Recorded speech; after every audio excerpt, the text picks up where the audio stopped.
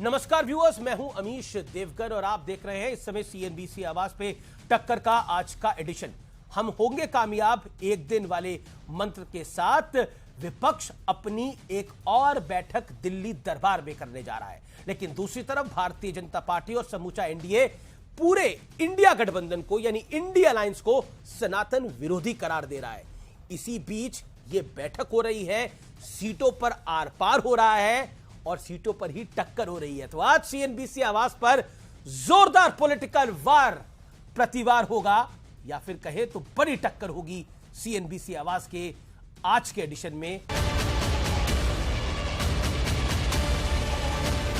Patna to Bengaluru और बेंगलुरु की मुंबई वाली बड़ी बैठक के बाद आज इंडिया गठबंधन के कई धुरंधर नेता समन्वय समिति की बैठक के लिए दिल्ली में जुटे, लेकिन सबकी निगाहें इस बात पर टिकी थीं कि सीट शेयरिंग वाले सबसे पेचीदा मुद्दे पर क्या बात बनती है। सीट शेयर कर रहे, हाथ मिला रहे, दिल में मिल रहे हैं, तो क्यों नहीं होगी सीट शेयरिंग? जिस सीट शेयरिंग को हमारे मीडिया के साथी सबसे महत्वपूर्ण अवयव मानते हैं, वो शायद हमारे लिए उतना मुश्किल काम नहीं है।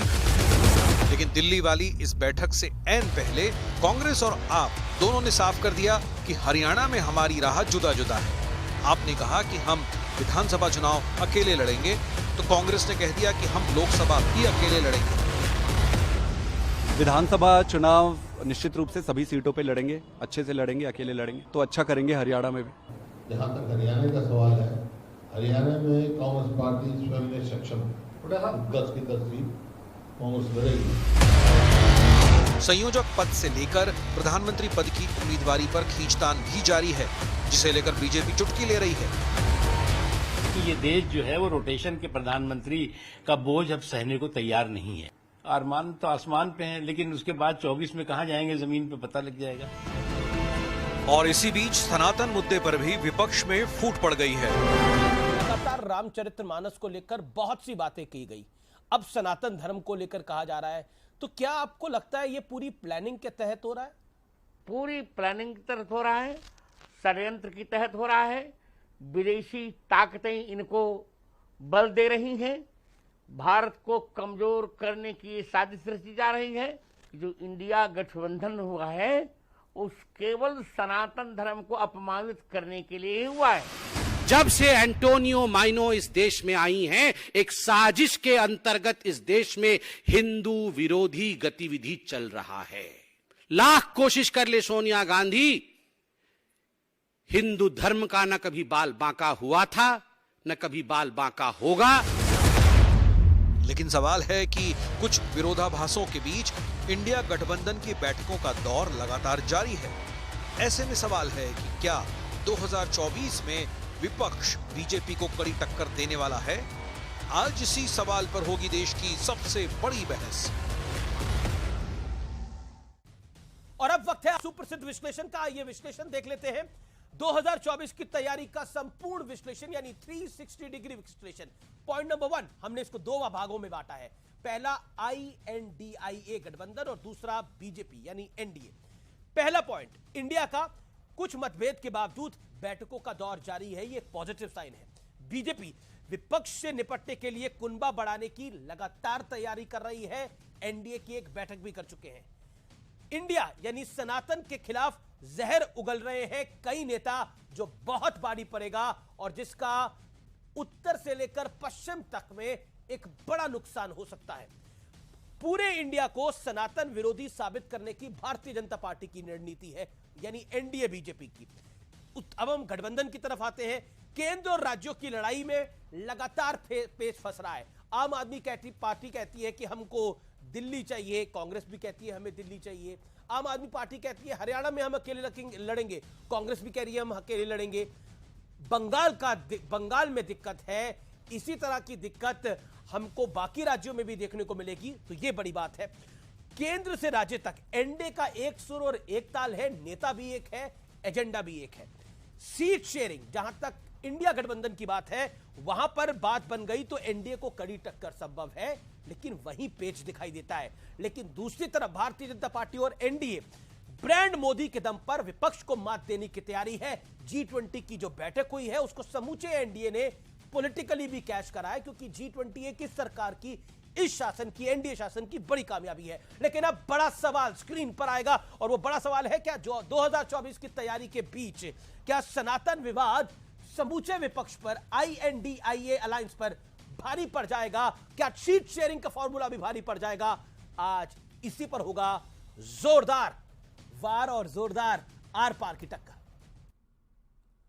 और विश्लेषण के बाद हमारे साथ सीधा बातचीत करने के लिए मौजूद है। आज एक बड़ा पॉलिटिकल फेस ऑफ होगा। आज इस बड़े दिन पर सुधांशु त्रिवेदी हैं, भारतीय जनता पार्टी के मेंबर ऑफ पार्लियामेंट और प्रवक्ता।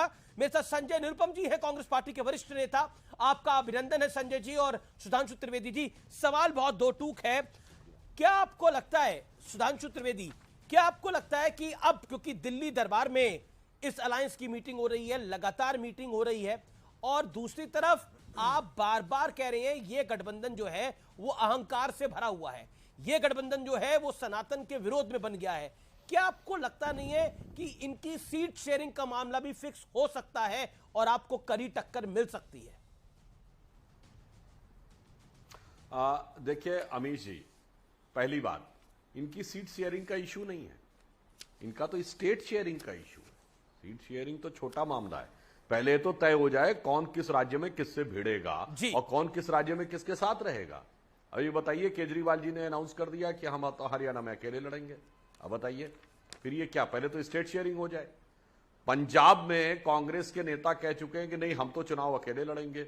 दिल्ली में कांग्रेस की नेत्री ने बोला कि हम अकेले चुनाव लड़ेंगे, तो दिल्ली सरकार के मंत्री ने बड़े कठोर शब्दों में उनके विरुद्ध बोलना शुरू कर दिया। छत्तीसगढ़ में जाके केजरीवाल जी प्रचार कर चुके हैं। अब बताइए, पश्चिम बंगाल में कांग्रेस के नेता अधीर रंजन चौधरी जी कह चुके हैं कि हमारे कार्यकर्ताओं की हत्या हो रही है।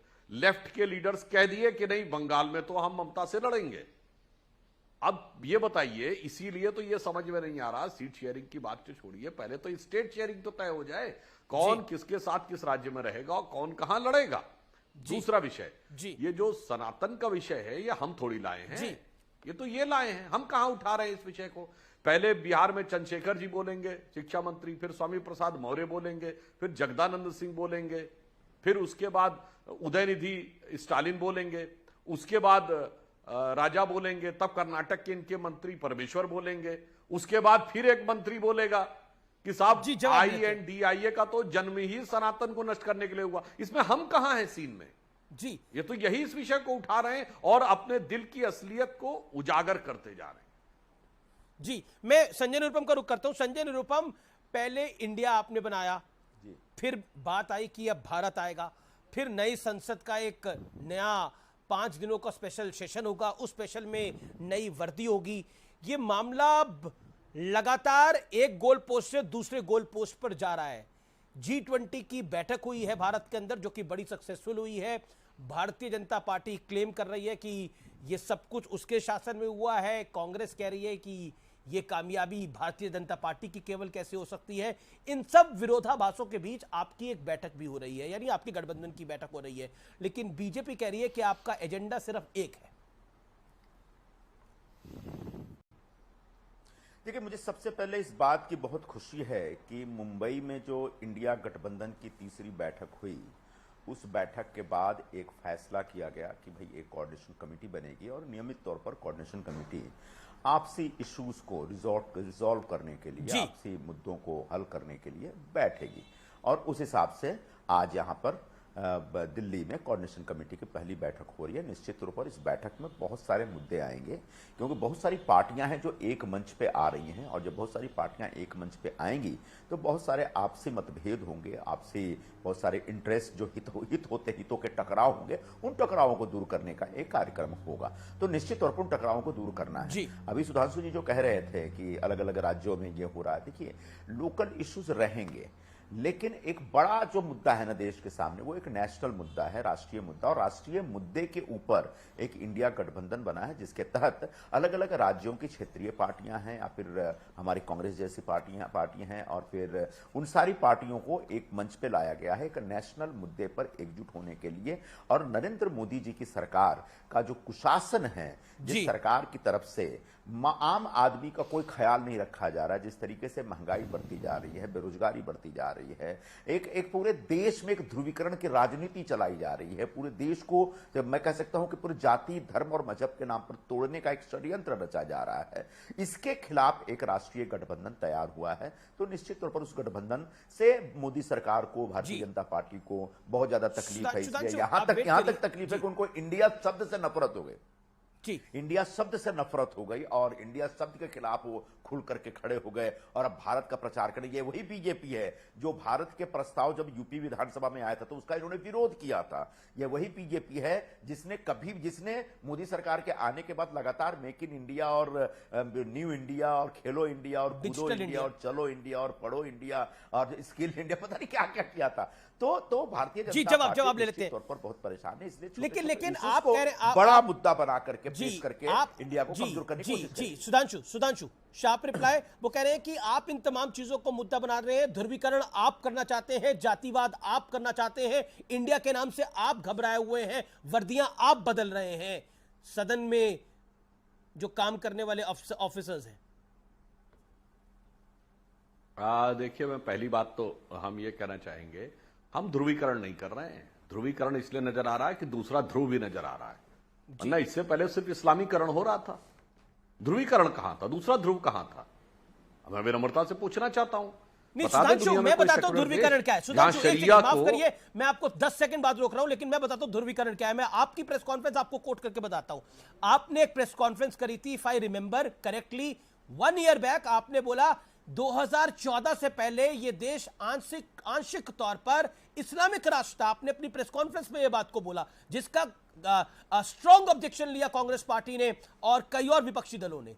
What you said, I am quoting you. तो ध्रुवीकरण कौन कर रहा था? तो मैं वही कह रहा हूं, तब 2014 से पहले अटल जी के दौर को छोड़ दिया जाए तो इस देश में ध्रुवीकरण नहीं, सिर्फ इस्लामीकरण था। अन्यथा कोई सेक्युलर देश बता दे पहले तो एक किसी सेक्युलर देश में धार्मिक अल्पसंख्यक होता हो। नंबर 2, किसी सेक्युलर देश में अल्पसंख्यक मंत्रालय होता हो। नंबर 3, किसी सेक्युलर देश में शरिया को संवैधानिक मान्यता प्राप्त हो। नंबर 4, किसी सेक्युलर देश में वक्फ बोर्ड होता हो, मौलवियों को सैलरी मिलती हो, ट्रिपल तलाक, मेहरम, हलाला और हज सब्सिडी मिलती हो। और सबसे बड़ी बात, यदि सर्वोच्च न्यायालय और शरिया में मतभेद हो जाए तो सर्वोच्च न्यायालय के निर्णय को रौंद कर संसद शरिया को सर्वोच्च न्यायालय से ऊपर कर दे। मैं शाबानो केस की बात कर रहा हूं। यदि ऐसा किसी सेकुलर देश में होता हो, कांग्रेस के लोग मुझे बता दें, मैं माफी मांगने को तैयार हूं कि हां साहब हमसे गलती हो गई। अन्यथा ऐसा सिर्फ मुस्लिम देशों में होता था। इसलिए मैंने कहा तब ध्रुवीकरण नहीं, सिर्फ इस्लामीकरण था। अब हम इस्लामीकरण को वास्तविकता में सेकुलरीकरण इसी एजेंडे के साथ आप 24 में जाएंगे तो क्या? इनको ध्रुवीकरण नजर आ रहा है। इसी एजेंडे के साथ आप 24 में जाएंगे जी? एक लाइन का जवाब, इसी एजेंडे के साथ आप 2024 में जाएंगे? क्या है एक लाइन? एजेंडा तो इनका क्लियर है, हिंदू धर्म के बारे में अनाप शनाप बात करना। हमारा एजेंडा विकास, ठीक है, आपका एजेंडा विकास है। आप देखिए पिछले एक हफ्ते में क्या दिखाई पड़ा। मैं एक लाइन में कह दूं, पिछले एक हफ्ते में प्रधानमंत्री तो G20 के साथ आगे बढ़ते दिखाई पड़े कि हमारा एजेंडा तो वैश्विक है। और इसी एक हफ्ते में कोई हिंदू धर्म को डेंगू, मलेरिया, तो कोई HIV, कोई कोड़, कोई कुछ और कह रहा है कि इसके लिए हुआ। आप देखिए इनके वक्तव्य और हमारे नेताओं के वक्तव्य देख लीजिए, दूध का दूध पानी का पानी। जी संजय निरुपम, क्या आपको लगता नहीं है ये उदयनिधि स्टालिन ने पूरे गठबंधन को मुश्किल में डाल दिया है? ममता बनर्जी भी इससे एग्री कर रही है कि गलत बोला गया है, किसी धर्म के बारे में ये शब्द नहीं बोलने चाहिए। अमीश भाई बीच में रोकिएगा मत मुझे, मैं दोनों बातों को स्पष्ट करना चाहता हूं। बार बार भारतीय जनता पार्टी इस प्रकार के विषय रखती है कि पूरी दुनिया में कहीं अल्पसंख्यक मंत्रालय नहीं है, तो कहीं वक्फ बोर्ड नहीं है, तो कहीं ये नहीं, फिर हिंदुस्तान में क्यों? ऐसा है, पूरी दुनिया की कॉपी करने के लिए तो हम अपनी सरकार नहीं चला रहे, अपना देश नहीं चला रहे। हर देश का एक अपना मॉडल होता है, हर देश का एक अपना काम करने का तरीका होता है, हर देश की अपनी जरूरतें होती है, हर देश की अपनी नीतियां होती हैं। उसके हिसाब से हमने अपने अल्पसंख्यक मंत्रालय या वक्फ बोर्ड या तमाम चीजें बना। इसके आधार पर अगर आपको निष्कर्ष निकालते हैं कि इस्लामाइजेशन हो रहा है या हिंदुस्तान आंशिक तौर पर इस्लामिक कंट्री हो, तो मुझे लगता है कि ये आपकी जो सोच है ना, उस सोच का संकुचित एक स्वरूप दिखता है और कुछ नहीं है। यह देश सेकुलर रहा है, संविधान के आधार पर चलता रहा है और इस देश के संविधान निर्माताओं ने हमेशा इस बात का आग्रह रखा है कि इस देश के बहुसंख्यक के साथ साथ जो तमाम अल्पसंख्यक समाज के लोग हैं, उन सब सबकी भी केयर लेनी पड़ेगी, उन सबका भी ख्याल रखना पड़ेगा, उन सबकी जरूरतों और हितों को पूरा करने के लिए सरकार को कदम उठाने पड़ेंगे। ये संविधान में वर्णित है। तो इस आधार पर हम लोगों ने काम किया। बार बार आप किसी दूसरे देश से हमारी तुलना करेंगे तो साहब आप पाकिस्तान से अपनी तुलना करते रहिए। हम हिंदुस्तान एक स्वतंत्र देश है और हम अपना कामकाज खुद करने के लिए स्वतंत्र मानसिकता रखते हैं। रह गई बात सनातन की, तो सनातन के संदर्भ में जो भी बातें निकल के आ रही है, कांग्रेस पार्टी उससे सहमत नहीं है। कांग्रेस पार्टी के एक अधिकृत प्रेस कॉन्फ्रेंस में कांग्रेस के महासचिव गठबंधन और जो कम्युनिकेशन डिपार्टमेंट के हमारे जो प्रमुख हैं, उन लोगों ने अपनी बातें रख दी है कि कांग्रेस सर्वधर्म संभाव में विश्वास करती है। किसी धर्म के खिलाफ किसी प्रकार का विश्वमन हम स्वीकार नहीं करते हैं और किसी धर्म की आलोचना, किसी धर्म की निंदा हमारे कार्यक्रम का हिस्सा नहीं है। और इसलिए अगर किसी स्टालिन साहब के सुपुत्र ने अगर कुछ बातें कह दी तो हम उससे सहमत नहीं है। लेकिन इतना बड़ा गठबंधन है तो कोई कहीं कुछ ना कुछ बोलता रहेगा, इसका मतलब नहीं कि सारी बातों के लिए हम जिम्मेदार हो जाते हैं। भारतीय जनता पार्टी इतना बड़ा संगठन है, उसमें कोई एक जाली नोटों का काम करते हुए पाया जाता है तो क्या पूरे भारतीय जनता पार्टी के जाली नोटों का धंधेबाज कहा जाए? कोई एक सेक्स रैकेट में पाया जाता है। भारतीय जनता पार्टी के नेता तमाम तरह तरह की बातें करते रहते हैं कि भाई कुछ बोला तो बोल दे कि सब लोग पाकिस्तान चले जाओ। तो क्या भारतीय जनता पार्टी की ऑफिशियल नीति है कि भाई सबको पाकिस्तान चले जाना चाहिए, बीजेपी के खिलाफ बोलेगा? तो इस प्रकार की बातों के आधार पर इंडिया गठबंधन को कलंकित करने या उसको कमजोर करने या उसके ऊपर करने के लिए जो भारतीय जनता पार्टी ने अपना कार्यक्रम चला रखा है सर्वथा निंदनीय है। और भारतीय जनता पार्टी को बुनियादी इश्यूज पे बात करनी चाहिए, न कि इस प्रकार के अलग इश्यूज पे। ये आपने बोला कि ये निंदनीय है, लेकिन मेरे पास कई नाम है। उदयनिधि स्टालिन है, के पोन मोडी हैं जिन्होंने अभी सनातन धर्म के खिलाफ बोला है, ए राजा हैं, ये सब डीएमके के हैं। प्रियांक खड़गे हैं, उन्होंने बोला जिस धर्म में समानता नहीं है वो धर्म कहलाने के लायक नहीं है। जो धर्म आपको इंसान ना समझे वो बीमारी के समान है, वो तो कांग्रेस के हैं। तो कई तरह के वो सवाल भी आते हैं। संजय जी, क्या आपको लगता नहीं है कि इस विवाद से बचा जा सकता था? जी बिल्कुल, आप सही कह रहे हैं। किसी व्यक्ति पे, जाति पे, समाज पे या धर्म पर सीधे निंदात्मक बातें करना गलत है, इसको हम स्वीकार नहीं करते हैं। हाँ, निश्चित तौर पर किसी भी धर्म में, चाहे हिंदू धर्म हो, सनातन धर्म हो या इस्लाम हो या क्रिश्चियनिटी हो, तमाम धर्मों में कुछ ना कुछ कुरीतियां हैं और उन कुरीतियों के खिलाफ समय समय पर बोलते रहना चाहिए। और हमारे हिंदू धर्म में जो कुरीतियां, उनके खिलाफ समय समय पर हम बोलते रहे, बल्कि बड़े बड़े आंदोलन होते रहे। जब वो लड़ाइयां लड़ी जाती थी तब उसके खिलाफ भी उस समय का जो एक सनातन धर्म के कट्टर लोग थे विरोध करते थे। बावजूद इसके समाज उन आंदोलनकारियों के साथ खड़ा रहा, उसको हम सलाम करते हैं। आने वाले दिनों में भी बुराइयों के खिलाफ बोलना चाहिए। इसके लिए प्रियांक खड़गे या कोई भी हो, उनको हमेशा आगे आके बोलना चाहिए कि सनातन धर्म में अगर समानता नहीं है तो गलत है, असमानता के खिलाफ लड़ाई होनी चाहिए। रह गई बात अब इस्लाम के अंदर जो कुरीतियां हैं, बिल्कुल कुरीतियां हैं, हर धर्म में कुरीति होती है, मैं तो स्वीकार कर रहा हूं। तो अब उनकी कुरीतियों के खिलाफ मैं क्यों लड़ूं? कायदे से इस्लामिक समाज की तरफ से लोग निकल के आने चाहिए, उन कुरीतियों के खिलाफ बोलने चाहिए। पूरा देश स्वागत करेगा, पूरी दुनिया को स्वागत करना चाहिए। लेकिन आप जो कहते हैं कि हम हिंदू होते हुए किसी दूसरे धर्म के मामले में इंटरफेयर करें, मुझे लगता है इसकी इजाजत हमको संविधान नहीं देता और भारतीय जनता पार्टी को भी इस प्रकार की हरकतों से बचना चाहिए। ओके, सुधांशु